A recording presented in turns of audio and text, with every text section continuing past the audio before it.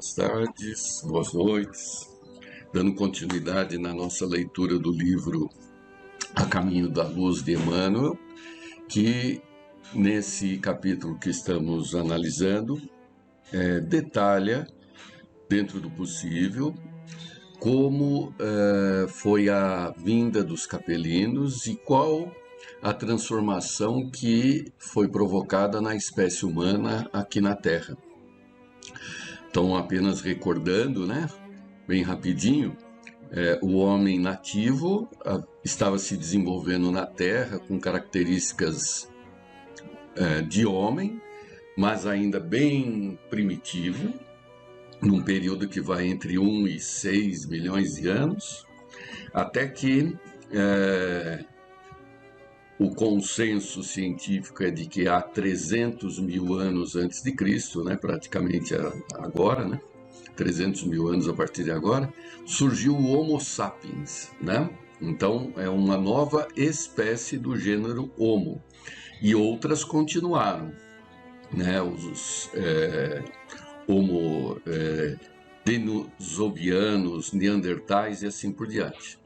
Esses Homos, esse gênero humano, conviveu entre si até aproximadamente 50 mil anos e há 10, 12 mil anos havia 10 mil anos havia predominância do Homo sapiens. Então os demais seres humanos não mais existiam há 10 mil anos, enquanto que antes desse período havia um convívio permitindo inclusive que houvesse a miscigenação. Aliás, essa miscigenação é que justifica e impõe essa nova espécie que ela é alavancada pelos espíritos que vieram de Capela, e então, como é que funcionava isso? Você tem um Homo neanderthalis que é macho e fêmea, e desse casal surge um filho que é impulsionado, que é ocupado por um espírito que vem de Capela, que impõe algumas de suas características morfológicas. Esse é o salto da espécie, Assim surgiu o Homo sapiens há 300 mil anos. Então, continuando aqui, o que Emmanuel coloca: 4 grandes povos. Então, veja, há 300 mil anos, só que agora nós já damos um salto, Essa identidade de povos é algo relativamente recente, É coisa de, no máximo, 5, 6 mil anos antes de Cristo, até menos, Então, essa fixação dessas características de povos. Começa Emmanuel. 4 grandes povos. As raças adâmicas guardavam vaga lembrança da sua situação pregressa, tecendo o hino sagrado das reminiscências.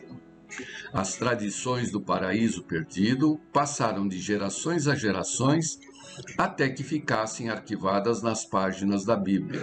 Então, as páginas da Bíblia, ou a Bíblia, ela foi escrita, é um compêndio, Houve muitas contribuições, mas chutando assim um número próximo, seria algo como 1.200 anos antes de Cristo, quer dizer, muito recente. Lembrando que a escrita, para alguns surgiu há 3 mil anos, para outros há 5 mil anos. A escrita cuneiforme, por exemplo, dos sumérios, é algo entre 3, 4, 5 mil anos antes de Cristo. E lá existem relatos que servem de base para a composição, por exemplo, da Bíblia, Continua, Emmanuel. Aqueles seres decaídos e degradados, à maneira de suas vidas passadas no mundo distante da Capela, com o transcurso dos anos, reuniram-se em 4 grupos que se fixaram, depois, nos povos mais antigos, obedecendo às afinidades sentimentais e linguísticas que os associavam na constelação do cocheiro. Então, esses capelinos, eles já tinham as suas afinidades originárias, e quando aqui na Terra foram se aproximando, né, por afinidades, como ele coloca, né, de coração, afinidades de pensamentos, porque linguisticamente falando é a forma de expressar o pensamento, e foram montando esses 4 grupos. Continuemos, unidos novamente na esteira do tempo, formaram deste modo o grupo dos Árias, as Árias, né, os brancos, a civilização do Egito, o povo de Israel e as castas da Índia. Então, esses capelinos, eles se identificaram justamente nesses 4 povos, né? Civilização egípcia é muito tranquilo de estudarmos hoje, porque deixaram as suas pirâmides, a sua história, né? O povo de Israel, por outro lado, acabou deixando também os seus registros através da Bíblia. As castas da Índia, até hoje fechadas, elas mantêm todo um ordenamento de comportamento, de ideias registrados nos seus poemas, na sua literatura, né? Os árias é que, de alguma forma, se dispersaram um pouco mais, né? Como nós vamos ver em seguida. Começa justamente aqui. Dos árias descende a maioria dos povos brancos da família indo-europeia, nessa descendência. Porém, é necessário incluir os latinos, os celtas e os gregos, além dos germanos e dos eslavos. Então, os árias, né, eles acabaram se integrando, nós vamos ver mais na frente, aos nativos de uma forma mais intensa. Eles não se isolaram como os egípcios, os hindus e os hebreus, né? Eles miscigenaram com os nativos de uma forma mais intensa. Daí toda essa diversificação entre latinos, né? Aqueles que falam latim, né? Os celtas do norte da Europa, os gregos, né? E assim por diante. As 4 grandes massas de degradados formaram os pródomos de toda a organização das civilizações futuras, introduzindo os mais largos benefícios no seio da raça amarela e da raça negra que já existiam. Então, veja, nós estamos falando de raça, né? Raça negra e raça amarela são os nativos, por isso que ele coloca que já existiam, né? Isso não tem nada a ver com o que ocorre hoje, né?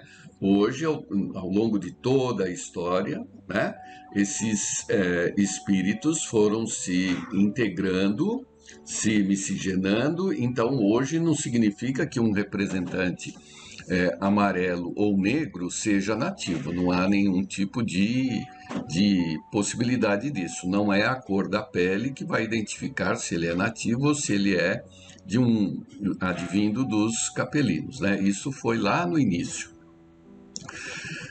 É de grande interesse o estudo de sua movimentação no curso da história.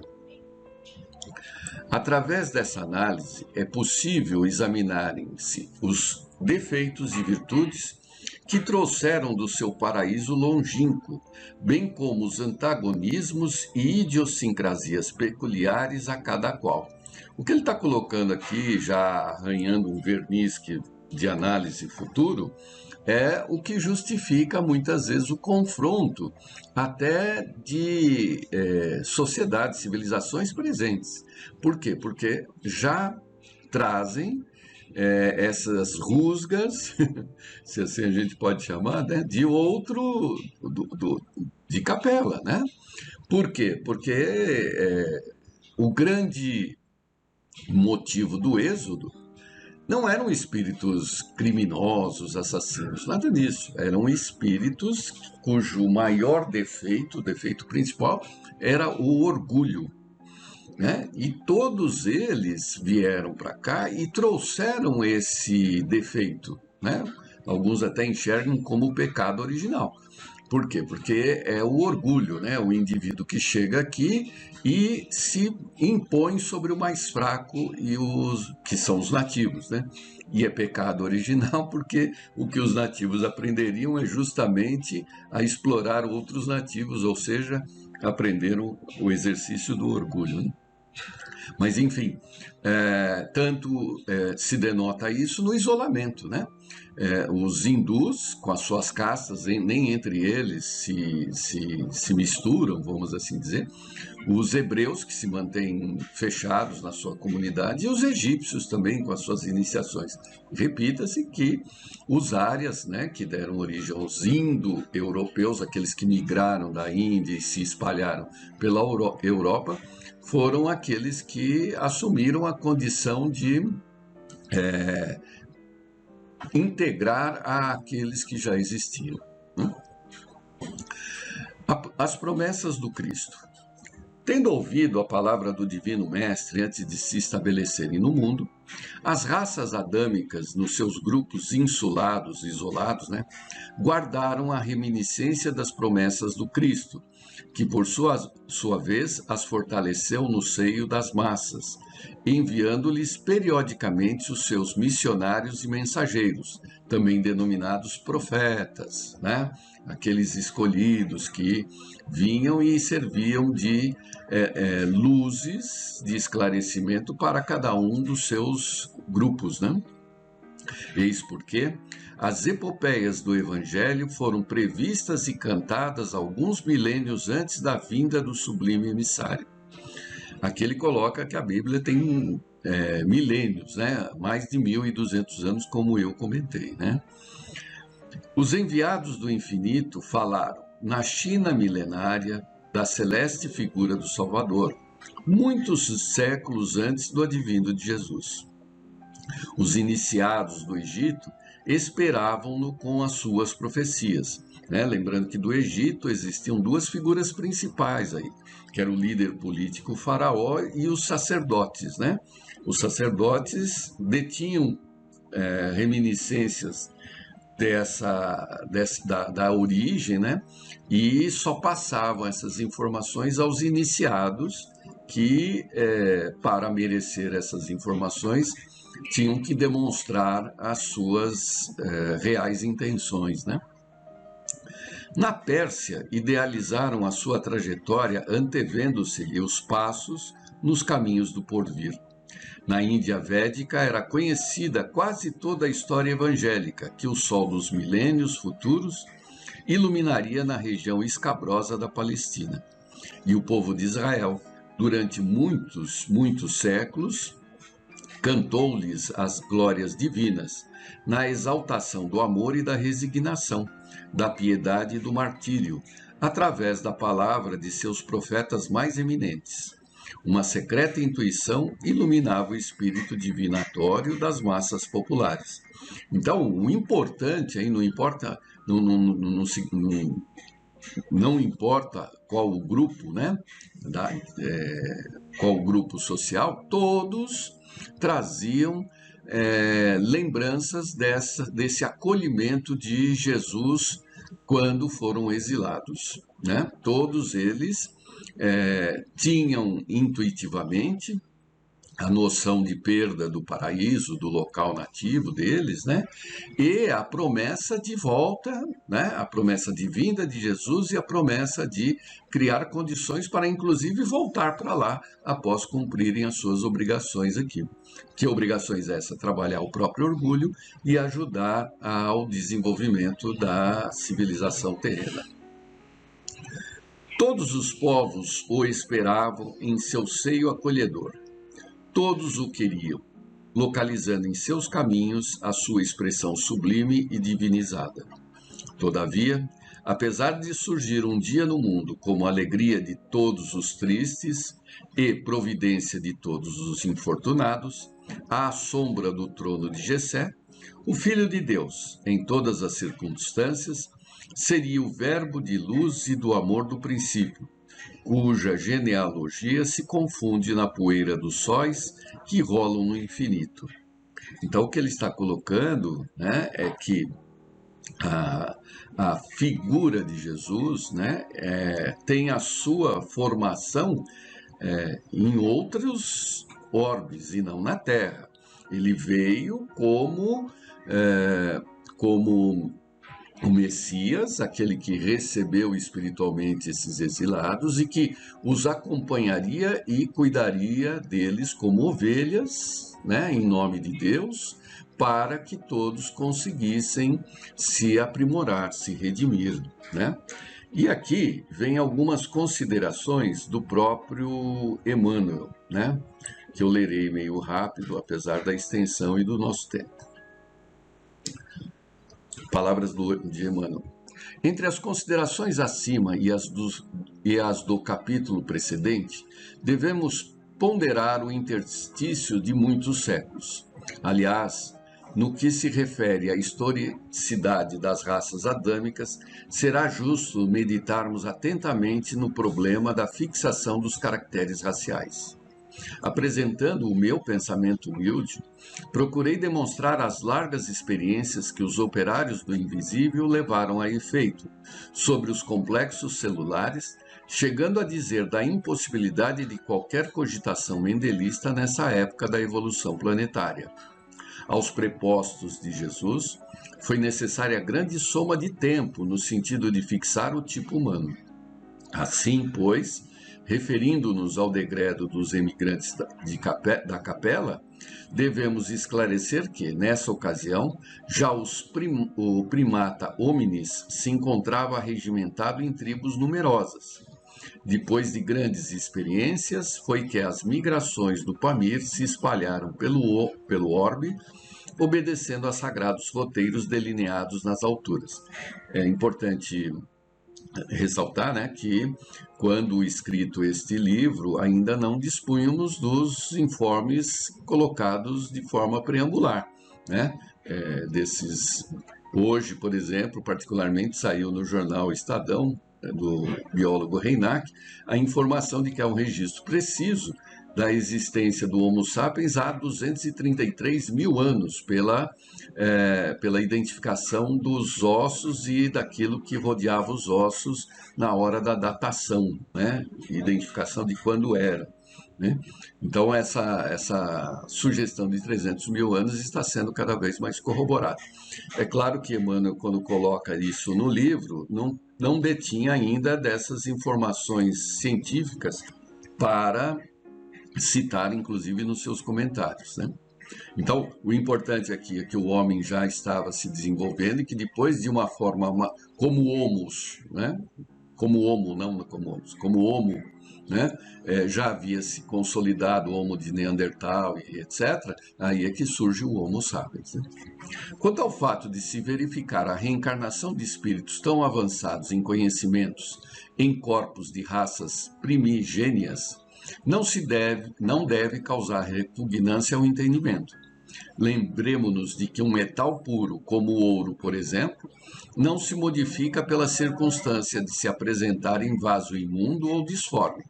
Toda oportunidade de realização do bem é sagrada, ou seja, os espíritos não regridem, né? Eles trazem e até conseguem impor as suas conquistas, né, mentais através dos próprios perispíritos que se consolidam na expressão do corpo corpóreo, né, do corpo terreno.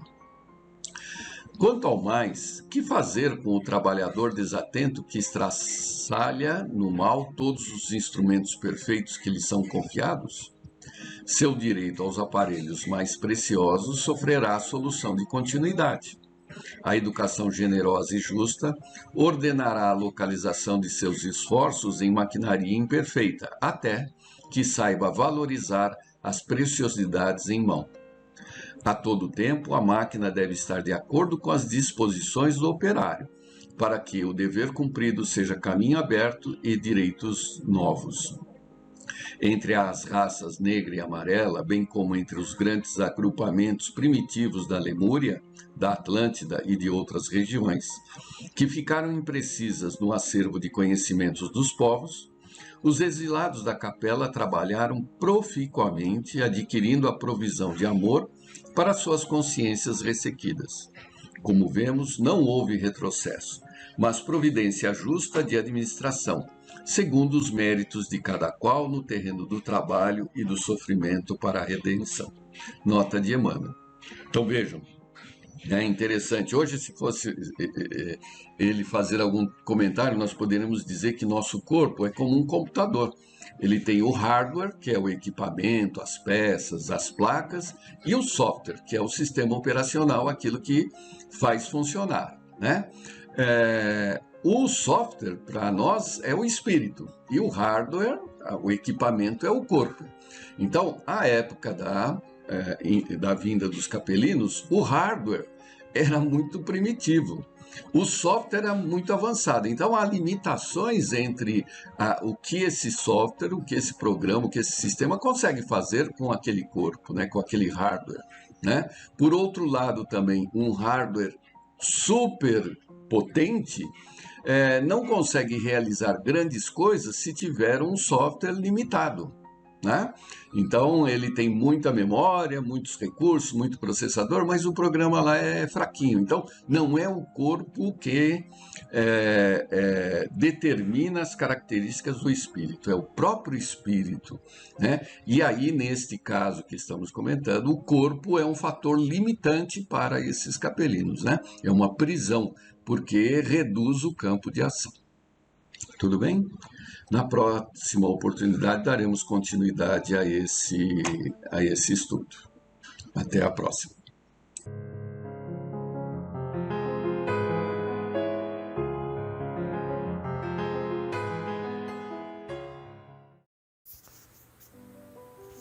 Que a paz de Jesus possa estar presente em todos os corações.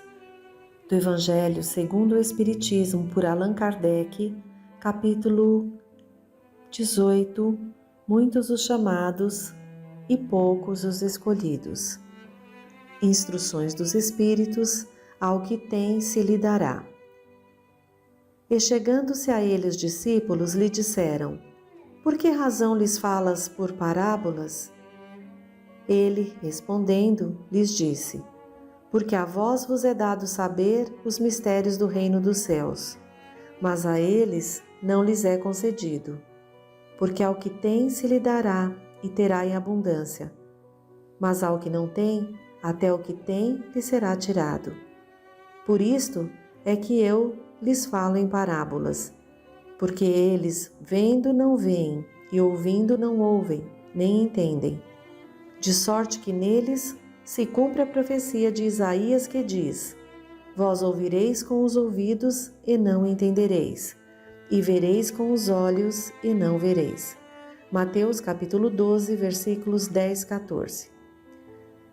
Também lhes dizia: Atendei ao que ides agora ouvir. Com a medida com que medirdes aos demais, vos medirão a vós, e ainda se vos acrescentará. Porque ao que já tem, dar-se-lhe-á, e ao que não tem, ainda o que tem se lhe tirará.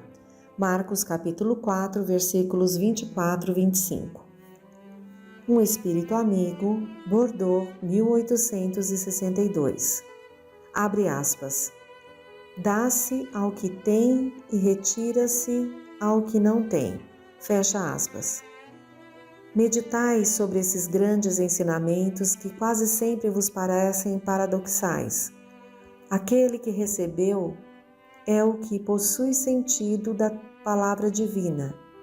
Ele a recebeu porque esforçou-se para fazer-se digno e porque o Senhor, no seu amor misericordioso, encoraja-lhe os esforços em direção ao bem.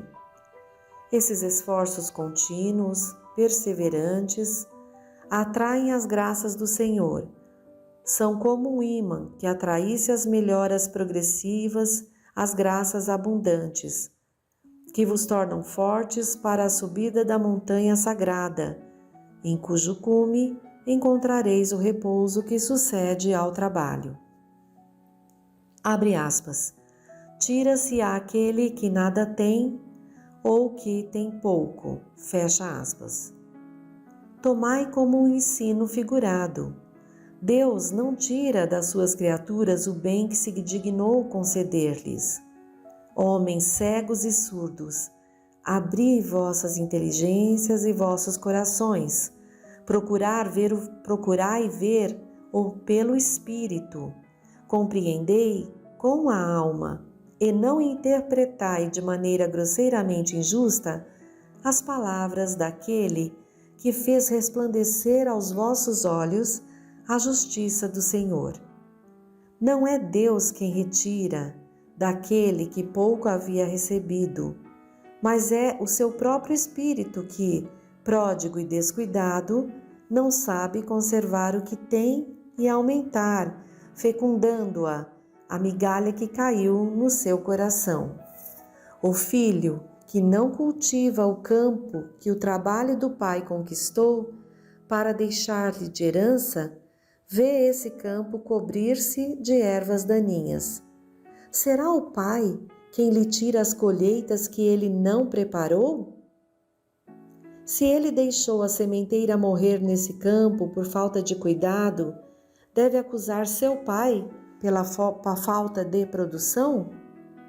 Não, não. Em vez de acusar aquele que tudo lhe deu, como se lhe houvesse retomado os bens, deve acusar-se a si mesmo, que é o verdadeiro responsável pela sua miséria, e arrependido e ativo, entregar-se corajosamente ao trabalho. Que arroteie o solo ingrato, com o esforço de sua própria vontade, que o lavre a fundo, com a ajuda do arrependimento e da esperança, que nele atire confiante a semente que escolheu como boa entre as más, que o regue com o seu amor e a sua caridade. E Deus, o Deus de amor e caridade, dará àquele que já tem. Então, ele verá os seus esforços coroados de sucesso, e um grão a produzir 100 e outro 1000. Coragem, trabalhadores, tomai as vossas grades e charruas, arroteai os vossos corações, arrancai deles o joio, semeai a boa semente que o Senhor vos confia, e o orvalho do amor os fará produzir os frutos da caridade. Reconhece-se o cristão pelas suas obras. Simeão, Bordeaux, 1863. Abre aspas. Nem todos os que me dizem Senhor, Senhor, entrarão no reino dos céus, mas somente o que faz a vontade de meu Pai que está nos céus. Fecha aspas. Escutai estas palavras do Mestre, todos vós que repelis a doutrina espírita como obra do demônio. Abri os vossos ouvidos, pois chegou o momento de ouvir. Será suficiente trazer a libré do Senhor para ser um fiel servidor? Será bastante dizer, sou cristão, para seguir o Cristo? Procurai os verdadeiros cristãos e os reconhecereis pelas suas obras. Abre aspas. Uma árvore boa não pode dar maus frutos, nem uma árvore má dar bons frutos. Fecha aspas. Abre aspas novamente. Toda árvore que não der bons frutos será cortada e lançada no fogo. Fecha aspas. Eis as palavras do Mestre. Discípulos do Cristo, compreendei-as bem. Quais os frutos que a árvore do cristianismo deve dar? Árvore possante, cujos ramos frondosos cobrem com a sua sombra uma parte do mundo, mas ainda não abrigaram a todos os que devem reunir em seu redor? Os frutos da árvore da vida são frutos de vida, de esperança e fé. O cristianismo, como o vem fazendo desde muitos séculos, prega sempre essas divinas virtudes, procurando distribuir os seus frutos. Mas quão poucos os colhem. A árvore é sempre boa, mas os jardineiros são maus. Quiseram moldá-la segundo as suas ideias, modelá-la de acordo com as suas conveniências. Para isso a cortaram, diminuíram, mutilaram. Seus ramos estéreis já dão maus frutos, pois nada mais produzem. O viajor sedento, que se lhe acolhe à sua sombra, procurando fruto de esperança, que lhe deve dar força e coragem, encontra apenas os ramos adustos, pressagiando mau tempo. É em vão que busca o fruto da vida na árvore da vida. As folhas tombam secas aos seus pés. As mãos do homem tanto as trabalharam que acabaram por crestá-las. Abri, pois, vossos ouvidos e vossos corações, meus bem-amados. Cultivai esta árvore da vida, cujos frutos proporcionam a vida eterna. Aquele que a plantou vos convida a cuidá-la com amor, que ainda havereis dar com abundância os seus frutos divinos. Deixai-a assim como Cristo vô-la deu? Não a mutileis. Sua sombra imensa quer estender-se por todo o universo. Não lhe corteis a ramagem. Seus frutos generosos caem em abundância para alentar o viajor cansado que deseja chegar ao seu destino. Não os amontoeis para guardá-los e deixá-los apodrecer sem servirem a ninguém. Abre aspas. São muitos os chamados e poucos os escolhidos. Fecha aspas. É o que há os assambarcadores do pão da vida, como os há do pão material. Não vos coloqueis entre eles. A árvore que dá bons frutos deve distribuí-los para todos. Ide, pois, procurar os necessitados, conduzi-os sob as ramagens da árvore e partilhar com eles o abrigo que ela vos oferece. Abre aspas. Não se colhem uvas dos espinheiros. Fecha aspas.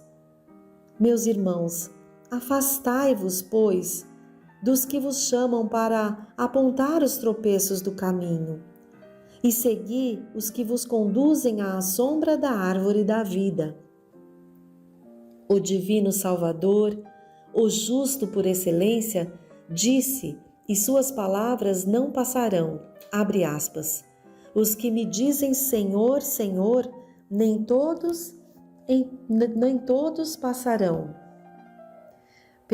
Os que me dizem Senhor, Senhor, nem todos entrarão no reino dos céus, mas somente aqueles que fazem a vontade de meu Pai, que estás nos céus. Fecha aspas.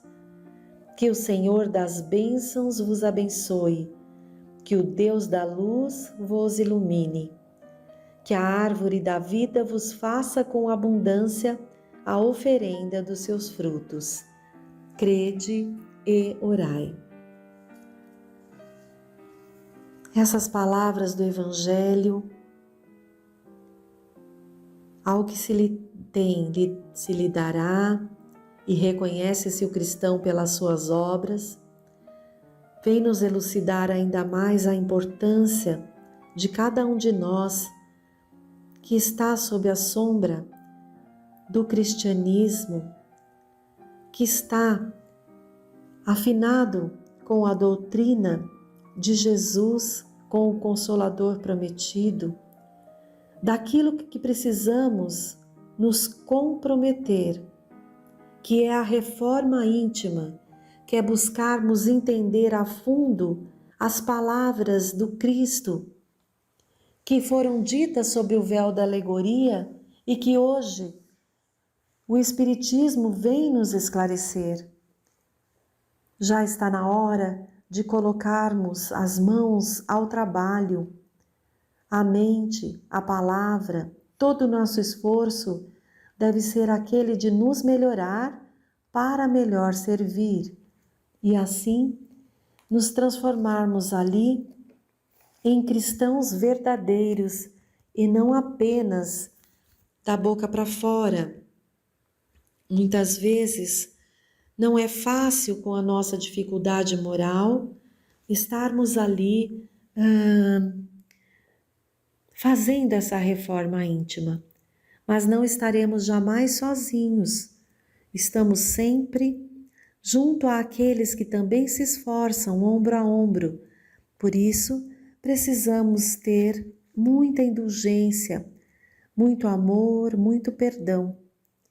Auto-perdão e perdão aos nossos irmãos de caminho, pois todos estamos em aprendizado. Do livro O Espírito de Verdade, de autores diversos, psicografado por Francisco Cândido Xavier e Valdo Vieira, vamos pegar o capítulo 42, Marcos Indeléveis.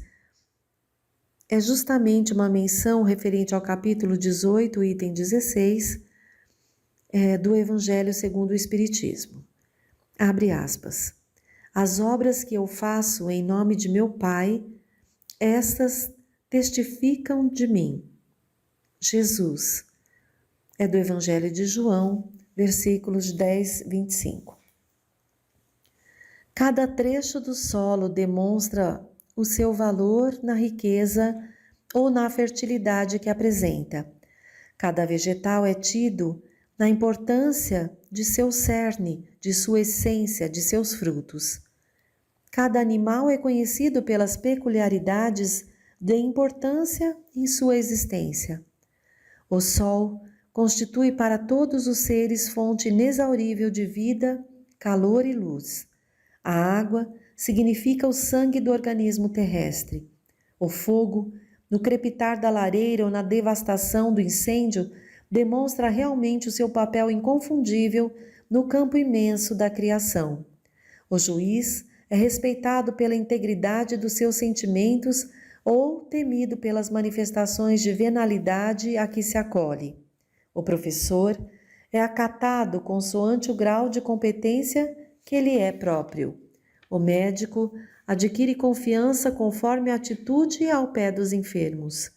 O coração materno revela sua íntima excelsitude no trato natural com os rebentos de seu carinho. O filho oferece ao mundo, na experiência diária, a extensão de seu amor para com os próprios pais. A criança, em suas expressões infantis, apresenta invariavelmente o esboço de caráter que plasmou em si mesma, através das vidas passadas.